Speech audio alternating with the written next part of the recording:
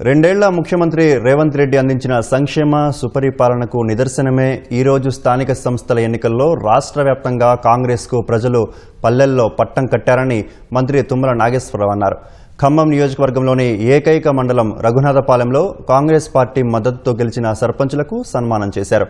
తుమ్మల గెలిచిన సర్పంచులకు అభినందనలు తెలిపారు. పంచాయతీరాజ్ వ్యవస్థ నుంచి గెలిచిన వారు మంత్రులు, ముఖ్యమంత్రులు అయ్యారన్నారు.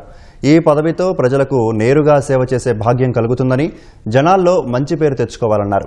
ఎన్నికలు పూర్తయిన తర్వాత గెలిచిన సర్పంచులకు అధికారులతో శిక్షణ కార్యక్రమం నిర్వహిస్తామన్నారు. రాబోయే ఎన్నికల్లో ఇదే స్ఫూర్తి కొనసాగించాలని ఆయన పునరుద్ఘాటించారు.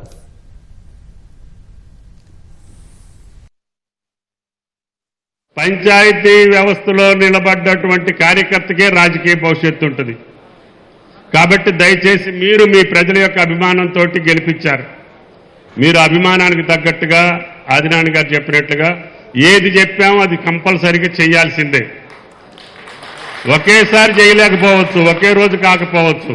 కానీ మన ప్రభుత్వ కాలంలో, రేవంత్ రెడ్డి గారి ప్రభుత్వ కాలంలో మీరిచ్చినటువంటి హామీలన్నింటినీ కూడా నెరవేర్చే బాధ్యతని పార్టీ పరంగా, ప్రభుత్వ పరంగా శాసనసభ్యుడిగా నేను తీసుకుంటానని చెప్పి మీకు ఈ సందర్భంగా మనం చేస్తున్నాం.